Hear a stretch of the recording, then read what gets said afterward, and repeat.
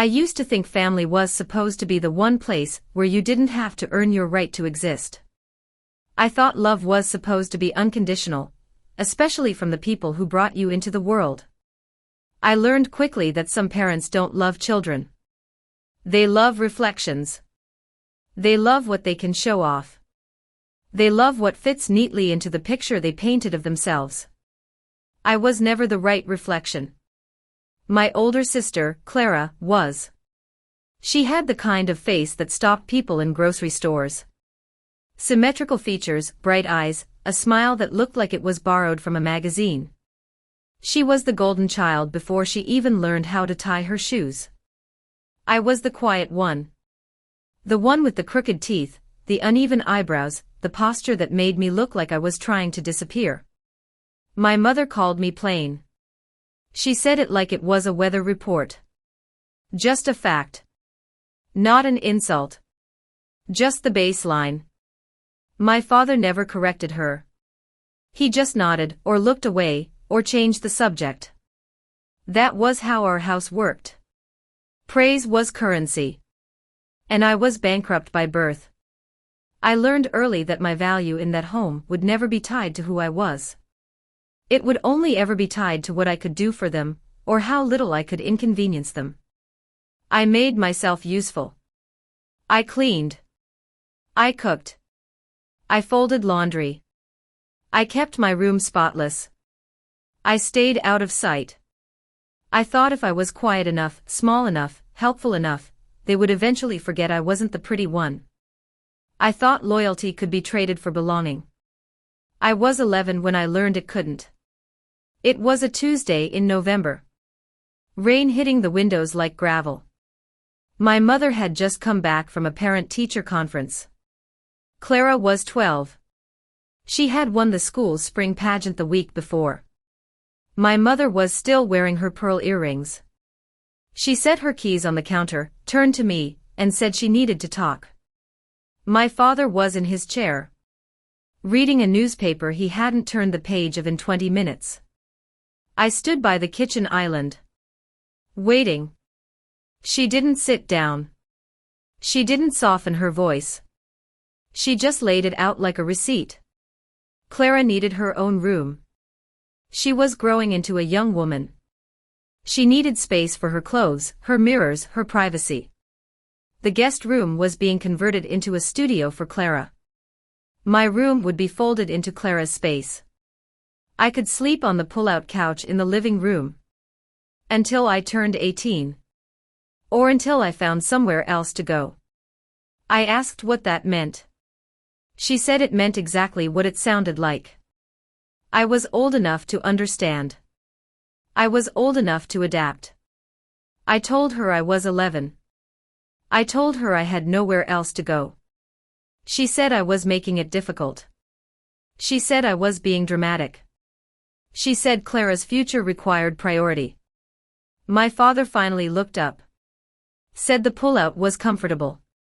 Said I should be grateful I wasn't being sent away entirely. That was the moment the floor dropped out.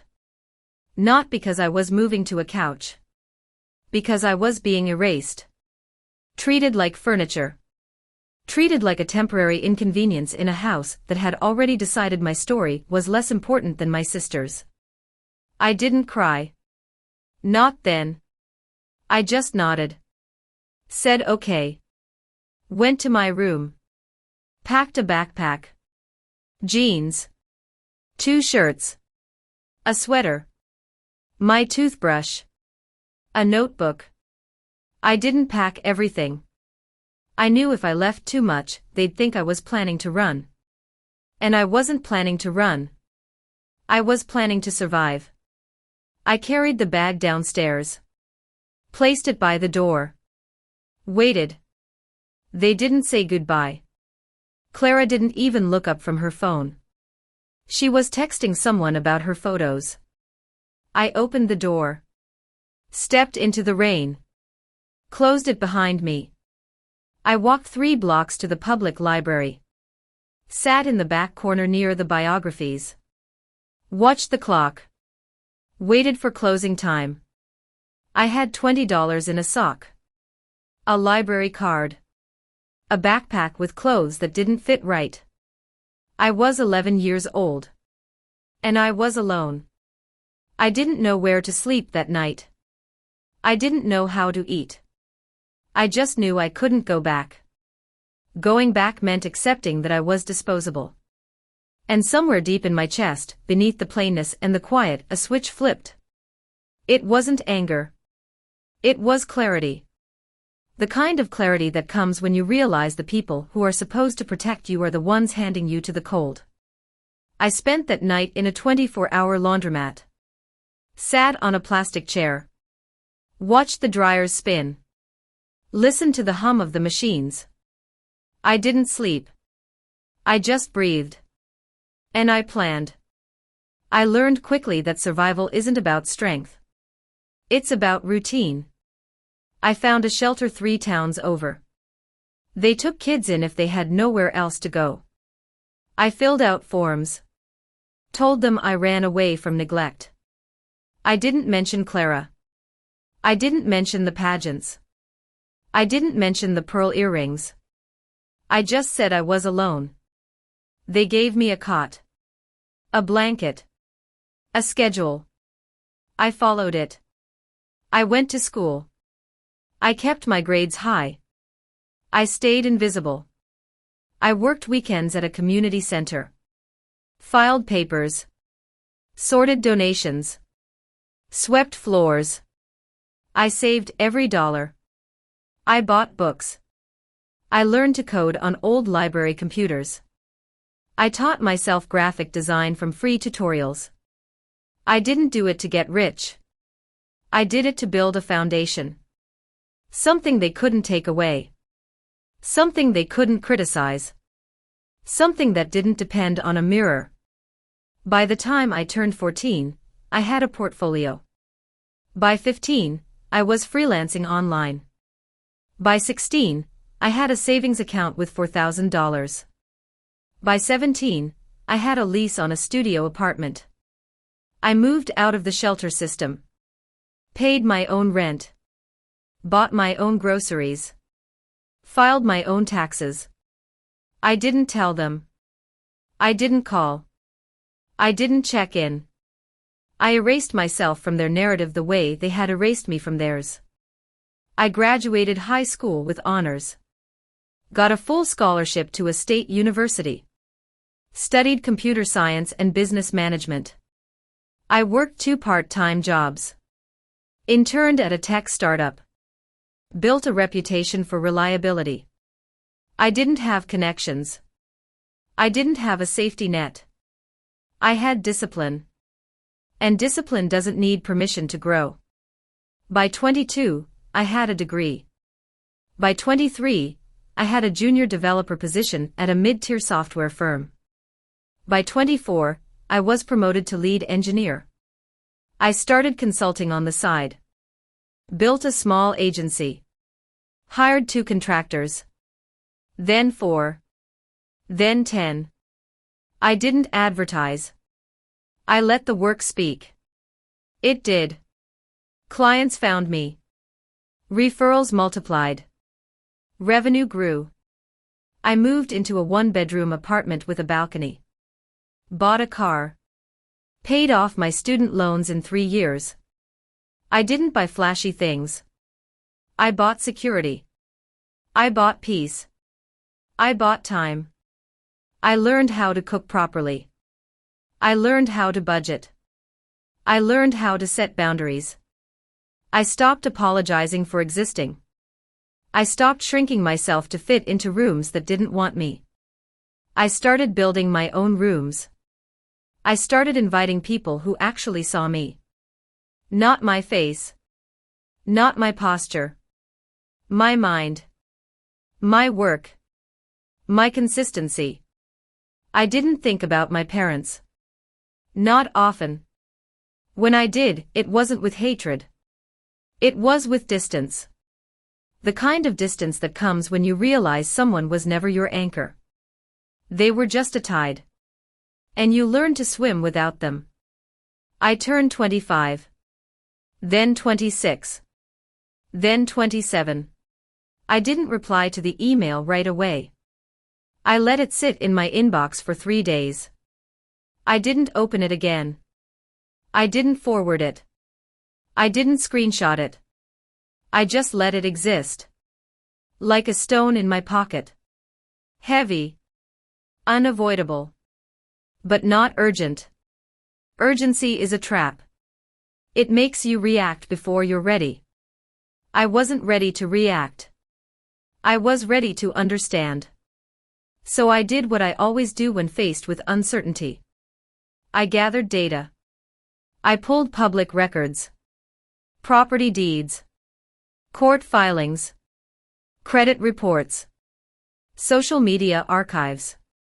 I didn't hack anything. I didn't dig illegally. I just followed the paper trail that people leave when they think no one is watching. My parents had refinanced the house twice in the last 5 years. Both times with high-interest private lenders. Clara had filed for bankruptcy at 23. Her modeling contracts had dried up by 21. Her social media following had plateaued at 12,000. Her last sponsored post was 18 months ago. My mother had 2 medical liens against her name. My father had a judgment for unpaid property taxes. They weren't just struggling. They were drowning. And when people drown, they don't look for the person they pushed under. They look for the person who learned to swim. I was that person. I always had been. I just didn't expect them to finally see it. I drafted a reply on the 4th day. Not in anger. Not in triumph. In clarity. I wrote 3 paragraphs. The first acknowledged receipt. The second stated my boundaries. The third offered a single, narrow path forward. I didn't promise forgiveness. I didn't promise reconciliation. I promised a conversation. On my terms. In my space. With my rules. I hit send. Closed the laptop. Went for a walk. 6 miles. Rain starting. I didn't think about the email. I didn't rehearse the conversation. I just walked. Let the rhythm of my feet quiet the noise in my head. Clarity doesn't come from overthinking. It comes from stillness. And stillness is a practice. I practiced. They replied within the hour. Short. Eager. Grateful. They agreed to everything. No pushback. No negotiation. Just yes. That should have been a red flag. Desperation doesn't negotiate. It accepts. I noted it. Filed it. Prepared for it. The meeting was set for a Tuesday. 2 weeks out. Neutral ground. A coffee shop downtown. Quiet corner.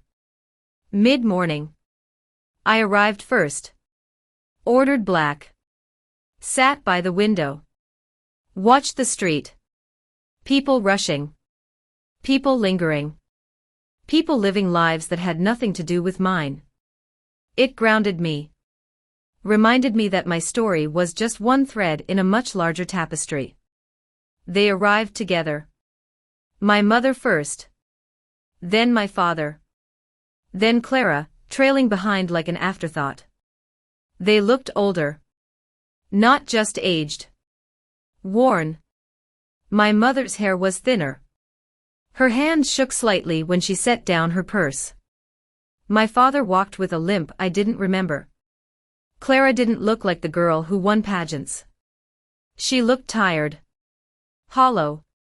Like someone who had spent years chasing a reflection that kept moving further away. They sat down. No hugs. No greetings. Just silence. My mother spoke first. Voice softer than I remembered. Thank you for meeting us. I nodded. Didn't smile. Didn't frown. Just waited. She took a breath. Started talking. Not about the past. Not about what they did. About the present. About how hard things had been. About how Clara had tried so hard. About how the industry had changed. About how medical bills had piled up. About how the house was in foreclosure. About how they didn't know where to turn. She didn't say I'm sorry. She didn't say we were wrong. She just laid out the hardship like a receipt, expecting me to pay it. I let her finish.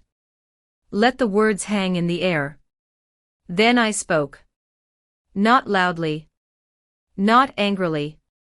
Just clearly. You kicked me out at 11. You told me I was disposable. You told me Clara's future mattered more than mine. You told me to be grateful I wasn't sent away entirely. Do you remember that? My mother blinked. Looked at my father. He looked at the table. Clara stared at her hands. My mother said we were young. We didn't know better. We were focused on Clara's opportunities. I said you knew I was 11. You knew I had nowhere to go. You knew I was your child. Did you not care? Or did you just care less? She didn't answer. My father finally spoke. Voice rough. We made mistakes. We regret them. We want to make it right. I said, make it right how? By asking me for money. By asking me to take Clara in. By asking me to pretend the last 15 years didn't happen. They didn't answer. Clara finally looked up. Eyes red.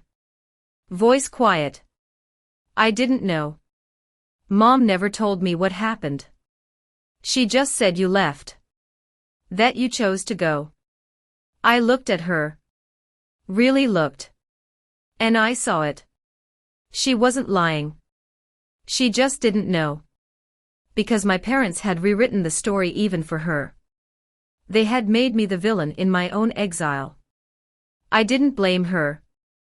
I blamed the people who taught her to believe it. I said I didn't choose to leave. I was told to. I was 11. I had a backpack and $20. I slept in a laundromat that night. Do you know what that does to a person? Clara shook her head. Tears in her eyes. I didn't cry. I just stated the facts. Because facts don't require emotion. They just require acknowledgement. My mother tried again. We're family. Blood matters. We should stick together. I said, blood is a biological fact. Family is a choice. You chose Clara. You chose her over me. You chose her comfort over my safety. You chose her image over my existence. I'm not asking you to undo that. I'm asking you to respect it. Respect that I built a life without you. Respect that I don't need you to validate my worth. Respect that my boundaries are not negotiable. They sat in silence. The coffee went cold. The shop filled with morning chatter. Life moved on around us. I stood up. Placed my cup on the table. Said, if you need help, I can refer you to social services. If Clara needs career guidance, I can share resources.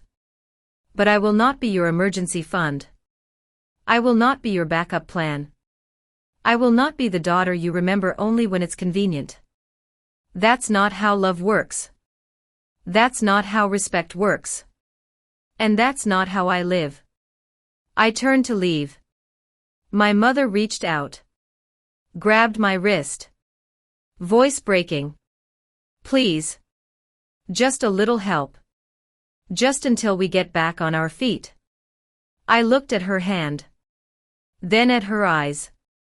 Said gently but firmly, no. Then I walked out. Didn't look back. Didn't hurry. Just walked. The rain had stopped. The air felt clean. I didn't feel cruel. I felt clear. Clarity is not cruelty. It's honesty. And honesty is the only gift I could give them. The gift of truth, The weeks after the coffee meeting with Clara moved with a different rhythm. Not faster. Just clearer. I didn't check my phone for updates. I didn't ask about her parents. I didn't monitor their social media. I let the boundary hold. Boundaries aren't tests. They're declarations. And declarations don't require follow-up. They require enforcement. I enforced mine. I kept working. Kept mentoring. Kept scaling the agency. I hired 2 more developers. Landed a contract with a healthcare tech firm. Implemented a 4-day work week. Celebrated with a team dinner. Not a toast to success. A toast to sustainability. Success burns out. Sustainability endures. I learned that the hard way. I didn't let their chaos dictate my pace. I let my purpose dictate my progress. Progress doesn't wait for permission. It requires direction. I had direction. I followed it. Then the parents tried again. Not with emails. With presents. My mother showed up at my office lobby on a Thursday morning. Security called me. I didn't go down. I told reception to escort her out. Leave a business card for a local family services directory. Do not engage. Do not apologize. Do not negotiate. She left crying. Not because I was cruel. Because she was unprepared for a door that wouldn't open. My father tried a different angle. He mailed a handwritten letter. Long, rambling. Full of guilt. Full of nostalgia. Full of references to Christmases past, to family photos, to the house I grew up in. He didn't mention the couch. Didn't mention the rain. Didn't mention the backpack. Just the good memories. The curated ones.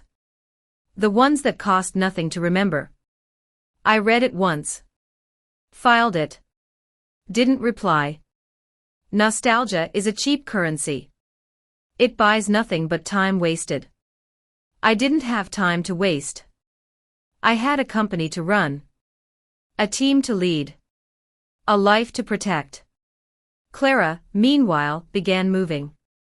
Not toward me. Toward herself. She started therapy. Quit her last influencer contract. Took a job at a local nonprofit coordinating youth programs. It paid half of what she used to make. She didn't care. She wanted meaning. Not metrics. She emailed me once. Not to ask for money. Not to ask for validation. Just to say she was learning how to exist without an audience. I replied with 3 words. Keep going. That's it. That's all that was required. Growth doesn't need applause. It needs acknowledgement. I acknowledged it. I didn't romanticize it. I didn't push it. I just held the space. Space is the most generous thing you can offer someone who's learning to stand. I held it. Quietly. Consistently. Without expectation. The karma I'd heard people talk about never arrived with a bang. It arrived with receipts. With late notices. With declined cards. With empty chairs at family dinners. With friends who stopped calling. With mirrors that stopped lying. They built their life on surface. Surface cracks under pressure. And pressure always comes. It came for them. Not because I wished it. Because reality doesn't negotiate with fantasy. Fantasy requires maintenance. Reality just requires truth. And truth is heavy. I watched it from a distance. Not with satisfaction. With recognition. I recognized the cost of conditional love. The cost of transactional affection. The cost of teaching a child that worth is earned through appearance. I didn't cause their fall. I just refused to catch it. And sometimes, not catching is the most honest thing you can do. My agency crossed 6 million in annual revenue. I promoted my project manager to COO. Stepped back from daily operations. Focused on long-term strategy. Hired a financial planner. Structured my investments. Built an emergency fund that could cover 2 years of payroll. I didn't do it out of fear. I did it out of foresight. Foresight is just hindsight wearing a suit. I had hindsight. I wore it well. I started volunteering at a youth shelter. Not to fix kids. To listen to them. To hear the stories that sounded like mine. The quiet ones. The overlooked ones. The ones told to shrink, to smile, to disappear. I didn't offer advice. I offered presence. Presence doesn't require solutions. It requires patience. I had patience. I gave it freely. The parents tried one last time. A mutual acquaintance reached out. Said they were desperate. Said the house was in foreclosure. Said Clara was the only one trying to help. Said they needed a family intervention. Said I was the only one who could make it right. I listened. Nodded. Thanked them for reaching out. Then I said, I'm not the solution to a problem I didn't create. I'm not the safety net for people who cut the rope. I'm not the daughter they remember only when the lights go out. I hope they find help. I hope they get it. But it won't be from me. The acquaintance stopped calling. The narrative shifted. I became the villain in their story again. I didn't correct it. Villains are just people who refuse to play along with the script. I burned the script. I wrote my own. It didn't have a climax. It didn't have a reunion. It had a routine. Mornings at 6. Work at 8. Walks at 6. Sleep at 10. Repeat. Repeat until it becomes peace. Peace isn't the absence of conflict. It's the presence of order. I built order. I maintained it. I didn't let guilt disrupt it. I didn't let nostalgia compromise it. I didn't let blood dictate it. Blood is biology. Loyalty is behavior. And behavior requires consistency. I was consistent. I will remain consistent. Not out of pride. Out of principle. Principle doesn't bend for convenience. It stands. And standing is the quietest form of strength. Clara visited the shelter once. Not to see me. To volunteer. We didn't plan it. It just happened. We worked side by side for 2 hours. Sorting clothes. Packing meals. Folding blankets. We didn't talk about the past. We didn't talk about them. We just worked. When we finished, she handed me a coffee. Black. Just how I take it. I smiled. Said thank you. She nodded. Said I'm learning. I said keep learning. She left. I watched her walk to her car. Didn't wave. Didn't call out. Just let her go. Letting go isn't abandonment. It's trust. Trust that she can carry her own weight. I trusted her. I trusted myself. Trust is the foundation of everything that lasts. I kept building on it. Not for them. Not for validation. For the quiet certainty that I would never again trade my peace for someone else's convenience. That certainty is worth more than forgiveness. Worth more than reconciliation. Worth more than a repaired narrative. It's worth exactly what it cost me. 11 years old. A backpack. A rainy street. A laundromat floor. A promise to survive. I kept it. I will keep keeping it. Until the work is done. Until the foundation is solid. Until the house I built inside myself can withstand any storm. The years that followed did not bring a grand reconciliation. They brought something quieter. They brought reality. And reality, unlike fantasy, does not require maintenance. It just requires acceptance. My parents lost the house. Not to a dramatic eviction. To a slow, predictable foreclosure. They moved into a modest apartment 2 towns over. Clara helped them pack. Not out of obligation.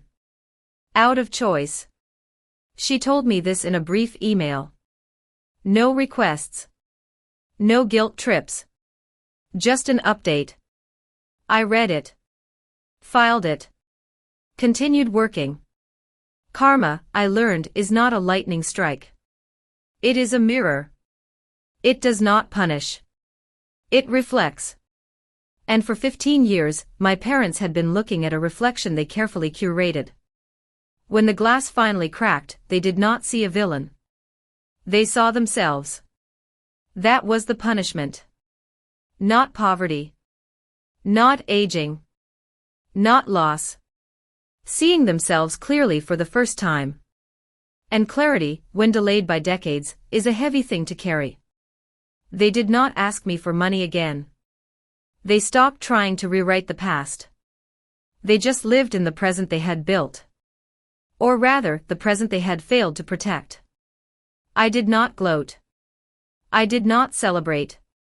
I just acknowledged the truth. Actions compound. Choices accumulate. And the interest on conditional love is always due. Clara continued to grow. She left the nonprofit after 2 years. Started her own community outreach program. Focused on at-risk youth. On kids who were told they were too loud, too quiet, too much, too little. She built it without my funding. Without my name. Without my validation. She sent me a link to their website once. I clicked it. Read the mission statement. Close the tab. Felt a quiet pride. Not because she succeeded. Because she chose to build instead of perform. That is the real shift. Performance requires an audience. Building requires integrity. I learned that at 11. She learned it at 27. Better late than never. I scaled my agency to 8 figures. Hired a leadership team. Stepped back from day-to-day operations. Focused on mentorship. On funding scholarships for first-generation students. On quietly supporting programs that taught kids how to code, how to budget, how to set boundaries, how to walk away from people who treated them like options. I did not do it to erase my past. I did it to honor it. My past was not a tragedy. It was a teacher. And teachers do not need apologies. They need application. I applied the lessons. Every day. In every decision. In every boundary. In every quiet morning where I woke up and knew, without doubt, that I belonged to myself. That is the only victory that matters. Not revenge. Not reunion. Belonging to yourself. I received one last letter from my mother. Not by email. By mail. Handwritten. Short. No excuses. No nostalgia. Just 2 sentences. I see now what I broke. I hope you forgive me someday. I did not write back. Forgiveness is not a transaction. It is a timeline. And timelines cannot be rushed. I kept the letter. Not as a keepsake. As a record. Proof that recognition eventually arrives. Even when it is too late to rebuild. Even when it is only useful as a reminder of what happens when love is conditional. I filed it next to the others. The public records. The credit reports. The property notices. The emails. The notebook. The coffee receipts. All of it archived. Not for bitterness. For clarity. Clarity is the only inheritance I will ever need. I turned 32. The company operated without my daily presence. The team thrived. The culture held. The boundaries remained. I bought a house. Not for status. For sanctuary. A quiet neighborhood. A garden. A study with large windows. I planted trees. Not for shade. For growth. Trees take years to mature. They require patience. They require consistent care. They do not bloom on command. They bloom when the seasons align. I learned to live like that. Not waiting for approval. Not chasing validation. Just tending to what was mine. Watering it. Pruning it. Protecting it. Letting it grow at its own pace. Clara visits sometimes. Not often. Just enough. We drink coffee. We talk about work. About the kids she mentors. About the code I review. We do not talk about our parents. We do not talk about the past. We just exist in the present. As two women who survived the same storm. And learned to build different shelters. I do not know if our parents will ever truly change. I do not know if they will ever fully understand what they lost. I do not need to. My peace is not dependent on their awakening. It is dependent on my consistency. And I am consistent. I will remain consistent. Not out of spite. Out of self-respect. Self-respect is the quietest form of power. It does not announce itself. It does not demand attention. It simply holds the line. And I hold it. Every day. In every choice. In every silence. In every boundary that remains unbroken. People ask if I regret cutting them off. If I regret not fighting for the family. If I regret letting karma run its course. I tell them the truth. Regret is for people who confuse sacrifice with loyalty. I was loyal to my survival. I was loyal to my peace. I was loyal to the 11-year-old girl who sat in a laundromat and promised herself she would never again wait for permission to exist. I kept that promise. And keeping it is the only legacy I will ever claim. The rest is just noise. And I have learned to live in the quiet. The quiet where the work gets done.